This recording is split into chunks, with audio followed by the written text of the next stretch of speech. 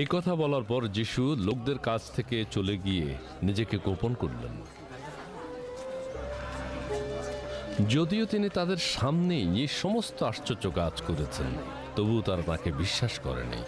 এটা হয়েছিল যেন নবী যিশাইয়ের বলা এই কথা পূর্ণ হয়, প্রভু, আমাদের দেওয়া খবরে কে বিশ্বাস করেছে?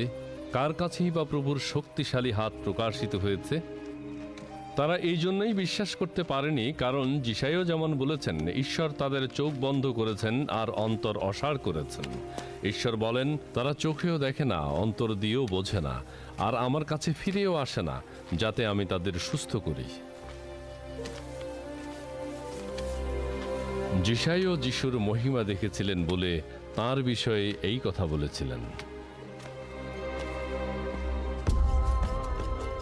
তবুও যিহুদি নেতাদের মধ্যে অনেকেই তাঁর উপরে বিশ্বাস করলেন, কিন্তু ফরিসীদের ভয়ে তারা তা প্রকাশ্যে স্বীকার করলেন না, তাহলে তাদেরকে সমাজ গৃহ থেকে তাড়িয়ে দেয়া হবে। তারা ঈশ্বরের প্রশংসা পাবার চেয়ে বরং মানুষের প্রশংসা পেতে বেশি ভালোবাসতেন।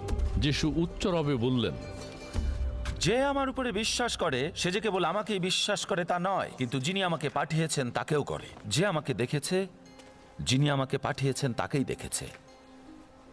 আমি এই জগতে আলো হিসাবে এসেছি, যেন আমার উপরে যে বিশ্বাস করে সে অন্ধকারে না থাকে। কেউ যদি আমার কথা শুনে সেই মতো না চলে, তবে আমি নিজে তার বিচার করি না। আমি মানুষকে দোষী প্রমাণ করতে নয়, কিন্তু রক্ষা করতে এসেছি। যে আমাকে অগ্রাহ্য করে এবং আমার কথা না শোনে, তার জন্য বিচারকর্তা আছেন। যে কথা আমি বলেছি সেই কথায় শেষ দিনে তাকে দোষী প্রমাণ করবে। এটাই সত্য, কারণ আমি তো নিজে থেকে কিছু বলিনি, কিন্তু সেই পিতা যিনি আমাকে পাঠিয়েছেন তিনিই আমাকে আদেশ করেছেন কি বলতে হবে। আমি জানি তার আদেশেই অনন্ত জীবন, তাই আমি যা বলি তা আমার পিতার আদেশেই বলি।